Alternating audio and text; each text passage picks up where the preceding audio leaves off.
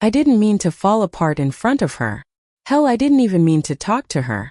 But tequila has this cruel sense of humor. It makes you say all the things you swore you'd bury 6 feet under your ribs. That's how I ended up slurring out a confession to Ava Reynolds, the woman who'd made my first year at Sterling and Company a living nightmare. The same Ava who once smirked at my trembling hands during presentations, who whispered rookie under her breath every time I made a mistake. And there I was, half collapsed on the velvet couch of some overpriced Manhattan lounge, confessing to her that I had spent the last 3 years trying not to fall in love with her. The night had started like any other office celebration. Too much champagne, too many fake smiles, and way too many stories about quarterly achievements that nobody outside of finance would ever care about. The city glittered through the panoramic windows, a perfect backdrop for people pretending to be happier than they were. I told myself I'd stay an hour, 2 at most. Then I saw her, Ava, in a tailored navy suit that looked like it had been made to fit only her body, only her confidence, only that slow, devastating smirk she carried like a weapon. 3 years of emotional distance collapsed in one glance. I could still remember the first time I met her, fresh out of grad school, clutching my notebook like a lifeline. Her leaning against a desk, tapping her pen, eyes cold and assessing. "You'll either sink or swim here, Harper," she'd said. "And honestly, you look like the sinking type." I hated her. I admired her. And I hated myself for both. By 11 p.m. I was already 2 glasses past sober. The music pulsed low, and laughter blurred into a comforting hum. I was sitting at the bar when Ava slid onto the stool beside me, smelling like expensive perfume and power. "Didn't think you'd actually come," she said, voice low, teasing. "I didn't think you'd notice," I shot back, already regretting how defensive it sounded. She smirked, swirling her drink. "Oh, I notice everything, Harper." Her tone was casual, but there was something else there, something softer, quieter. I wanted to ignore it, but tequila doesn't let you ignore things. Tequila wants you to feel. We talked about nothing and everything. About clients' deadlines, bad coffee in the break room. About how exhausting it was to always be on. And for the first time, Ava wasn't the bossy perfectionist who'd made me cry in the bathroom stall 3 years ago. She was human, tired, maybe even lonely. When she laughed, really laughed, I forgot to breathe. Then I forgot to think. Then I told her.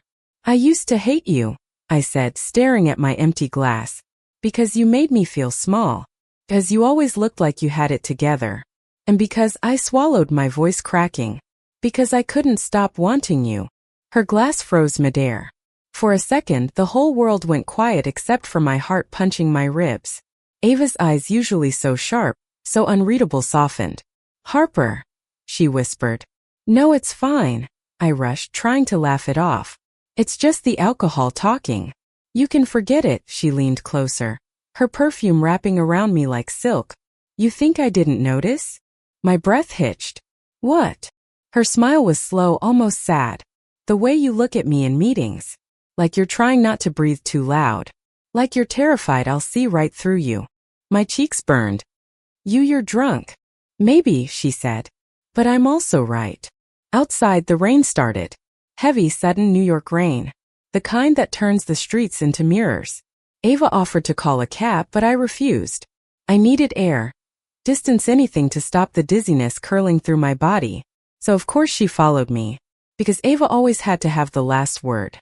We stood beneath the awning, the city lights painting reflections in puddles around us.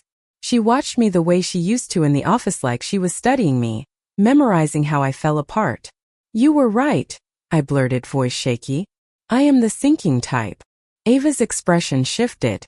The teasing faded, replaced by something almost tender. She stepped closer, rain misting across her shoulders. "You're stronger than you think, Harper." I laughed bitterly. "That's rich coming from you. You made me cry for months." Her jaw tensed. "I know. You knew? And you still—" "I was scared, okay?" she snapped, then immediately looked away. "I didn't know how to deal with you. You were so honest, so damn open. I didn't know what to do with that." The words hung between us, fragile and wet like the rain. I stared at her, the woman who'd once felt untouchable. Now, standing in front of me, she looked like someone stripped of armor. Someone who'd been hurting too. Before I could stop myself, I reached out and brushed her hand. Just a light touch, but it felt like lightning. She didn't pull away. Instead, she took a slow breath and whispered, "Tell me the truth again. Sober, drunk, doesn't matter. Did you mean it?" My throat tightened. "That I wanted you?" She nodded. I could have lied. I could have laughed, said it was just the tequila. But I didn't. "Yes," I said. "I meant it." The silence after that wasn't empty, it was full. Of everything we'd never said. Ava looked at me for a long time, then closed the distance. Her hand came up, tracing a drop of rain off my cheek. "You're impossible," she murmured, voice trembling. "Do you have any idea how long I've tried not to want you?" And then she kissed me. Soft at first, like she was testing if this was real. Then harder, deeper, as though the years of denial and anger were melting right there on that rain-soaked sidewalk. I could taste the faint bitterness of whiskey on her lips, the warmth of her breath against my skin. My knees almost gave out. When we finally pulled apart, we were both shaking. "Come home with me," she whispered. Her apartment was minimalist, cold like her before tonight. But there were small signs of warmth. A half-finished puzzle on the coffee table, a cat curled on the windowsill, a blanket tossed carelessly on the couch.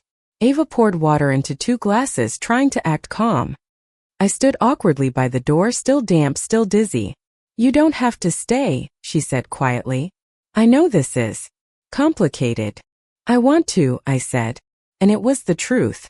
She turned to me then, really looked at me like she couldn't decide if this was a dream or a mistake. "I was awful to you," she said finally. "I don't deserve—" "Stop," I cut in. "Maybe you don't. Maybe I don't either. But we're both here." For a moment, something in her eyes broke open. She stepped forward, hesitated, then cupped my face in her hands. "You have no idea how hard I tried to hate you," she whispered. "It was the only way I could survive working next to you every damn day." Her confession hit me like gravity, pulling me closer, pulling me under. We didn't talk after that. Words would have ruined it. She kissed me again, slower this time, like she was memorizing me.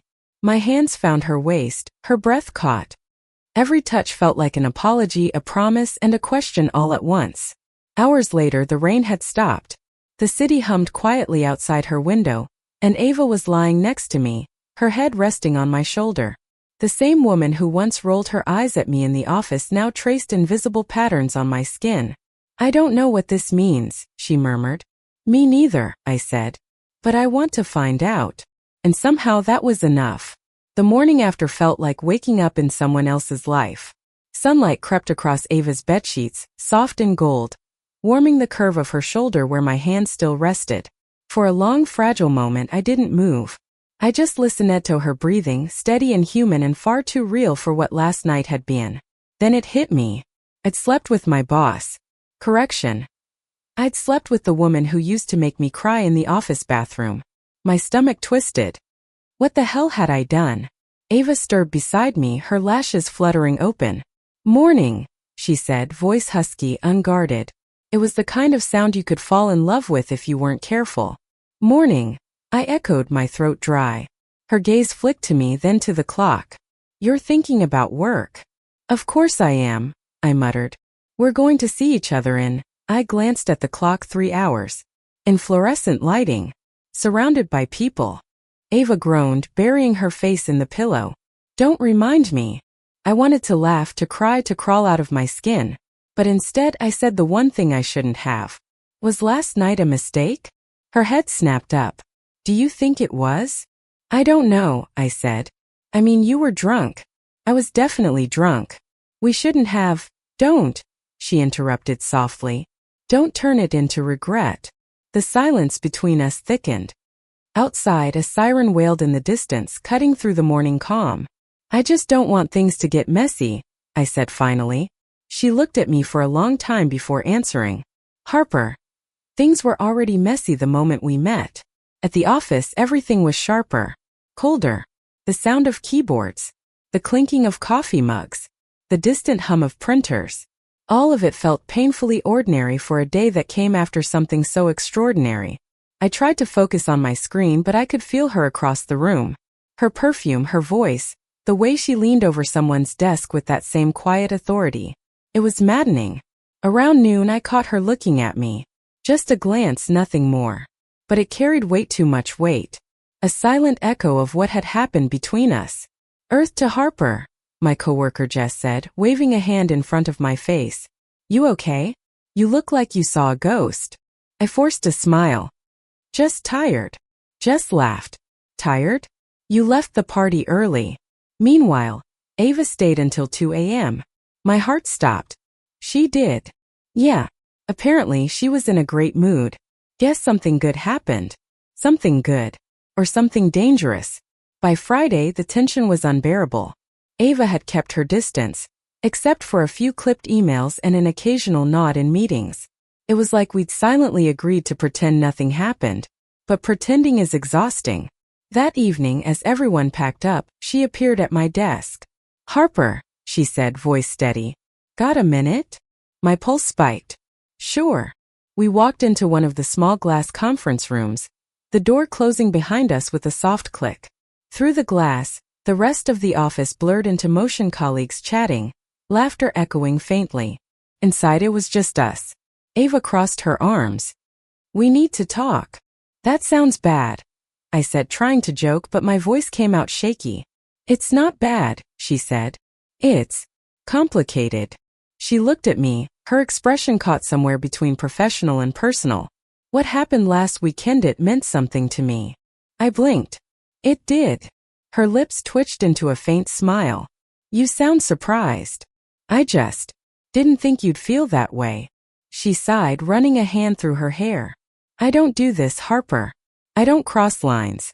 But you'd admit you got under my skin. The admission hit me like a current, warm, electric, terrifying. What do we do now? I asked. For starters, she said, stepping closer, we stop pretending. Her fingers brushed mine, quick and subtle. It was nothing anyone would notice through the glass, but to me, it was everything. Over the next few weeks we built a rhythm. A quiet, secret rhythm. Texts that looked professional but carried hidden meaning. Late nights working in her office, where every brush of fingers on a shared document felt like a spark. I told myself we were careful. I told myself no one knew. But secrets have a way of showing up when you least expect them. It happened on a Tuesday. I'd been in the break room making coffee when I overheard Jess whispering to another coworker. Have you noticed Harper and Ava lately? Always disappearing at the same time. It's weird. My hands froze mid-pour. Maybe Harper's trying to climb the ladder, the other woman laughed. Can't blame her, Ava's the boss. The words stung. Not because they were cruel, but because they weren't entirely untrue. I was spending more time with Ava. I was letting her into every corner of my life. That afternoon I told Ava we needed to talk. We met in a small cafe near Bryant Park. One of those cozy places that smelled like cinnamon and rainy afternoons. I heard people talking, I said quietly. About us. Ava stirred her coffee, eyes unreadable. Let them talk. It's not that simple, I said. You're my superior. If anyone finds out, she reached across the table, touching my hand. I don't care what they think. But I do, I whispered. I've worked too hard for this job. I don't want to be the girl who slept her way into a promotion. Ava's expression softened. You're not that girl. You never were. Tears burned behind my eyes. Then why does it feel like I'm losing control? She didn't answer right away. Instead, she exhaled slowly, her thumb tracing the edge of her cup. Maybe we both are. That night I walked home through the city, rain beginning to fall again. New York had a way of making loneliness look beautiful. Lights shimmered on wet pavement, taxis splashed through puddles, and strangers brushed shoulders without ever looking up. I thought about Ava, how she'd gone from tormentor to something far more complicated. I thought about the way she'd looked at me that morning, her eyes soft but tired. I wondered if we were doomed from the start. When I got home there was a message waiting. Ava, I don't want to lose you. Come over. I stared at the screen for a long time before typing back. Me, you're not going to. But we need to slow down. The next few days were a blur of restraint. We didn't touch. Didn't text. Barely spoke outside of work. It was supposed to make things easier, but it only made the air heavier. Every time she passed by my desk, my pulse jumped. Every time she smiled at someone else, jealousy twisted sharp in my chest. I hated myself for it. Finally, on a Thursday night, she called. "Come to the roof," she said. When I arrived, the city stretched out below us in silver and blue. Ava stood near the edge, her hair whipping in the wind. She turned when she heard me. "I can't do this halfway," she said. "I can't pretend I don't care." "Then don't," I said. She smiled, small, broken, beautiful. "Do you know what I thought when I first met you? I thought you were too soft for this place. Too kind. I was jealous of how easily people loved you." I froze. "Jealous?" She nodded.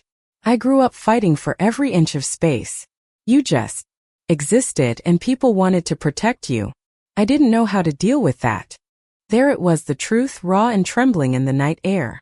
I stepped closer, close enough to see the reflection of city lights in her eyes. "You don't have to fight anymore," I whispered. And then, under the New York skyline, we found each other again.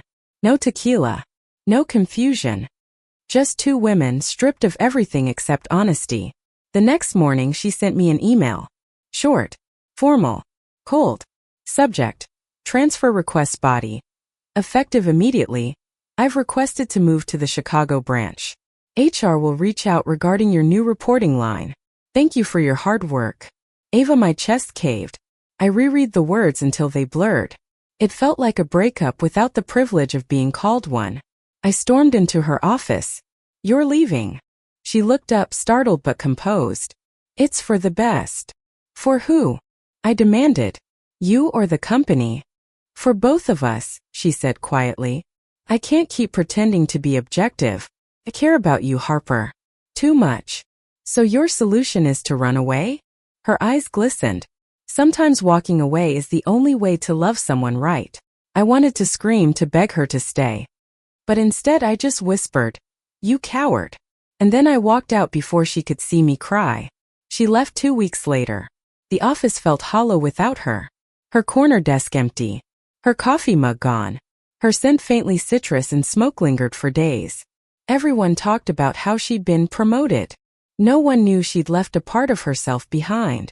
I buried myself in work. Mornings bled into nights. I tried to move on, but every file, every email, every shadow of her in that office reminded me of what we'd had and lost. One evening I stayed late, finishing a report. When I finally packed up, I noticed an envelope on my desk. My name, written in her handwriting. Inside was a short note. "Harper, I hope you're doing okay. Chicago is colder than I expected. The work helps, but it's not the same.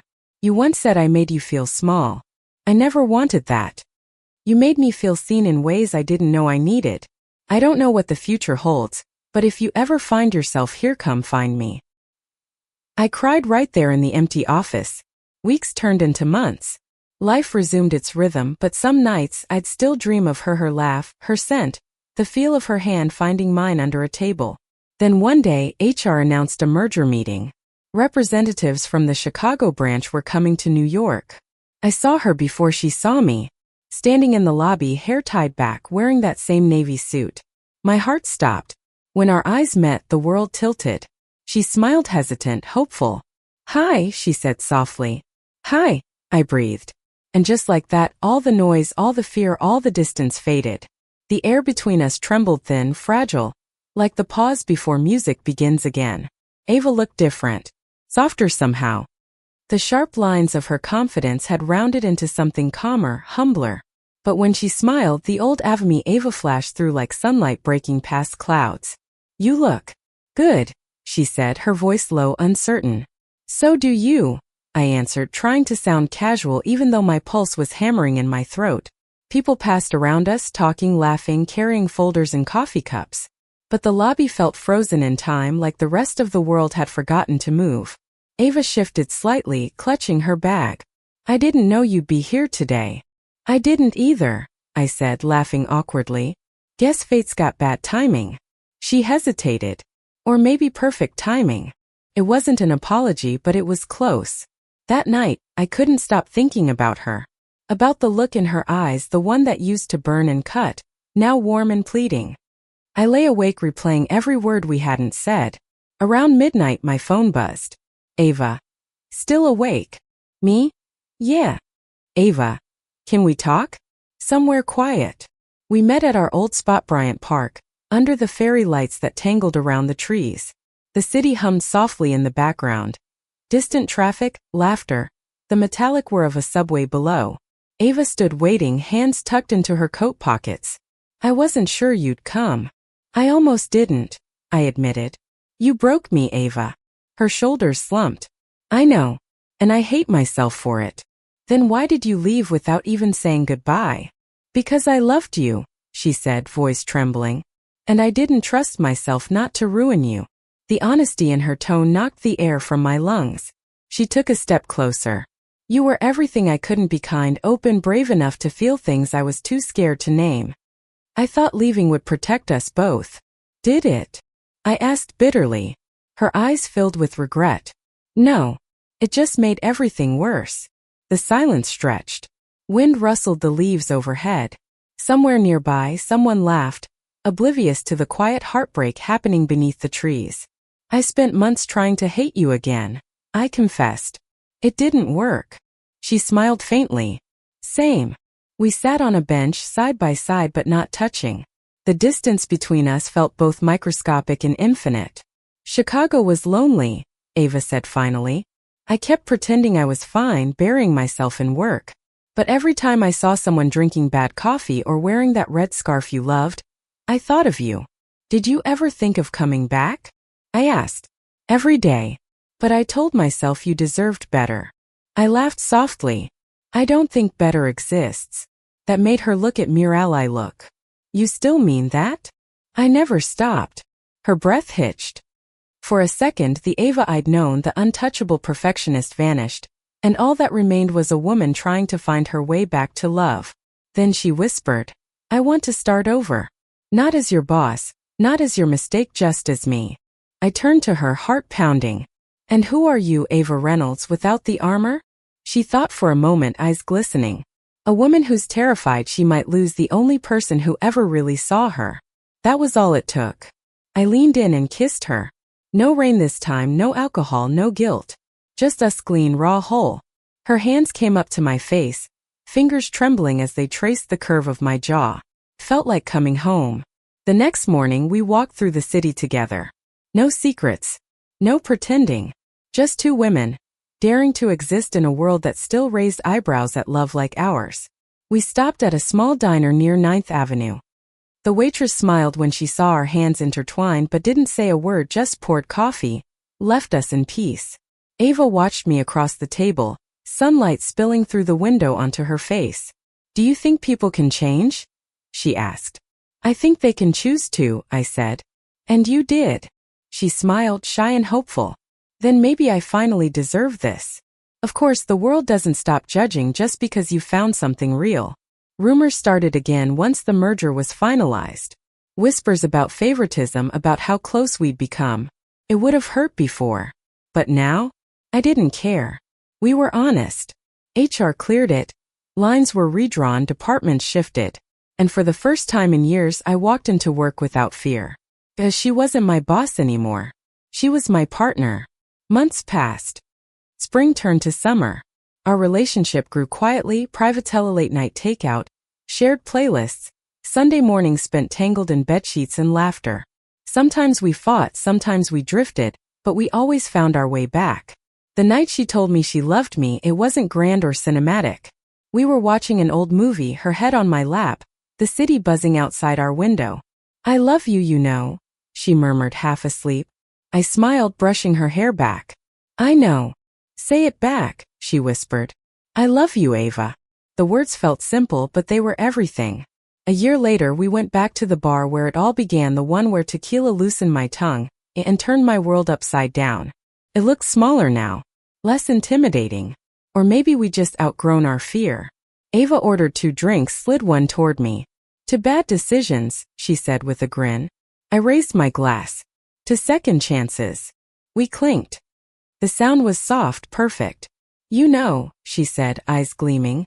If you hadn't confessed that night, none of this would have happened. I laughed. You mean if I hadn't humiliated myself? Exactly, she said. Best humiliation of my life. I shook my head, smiling.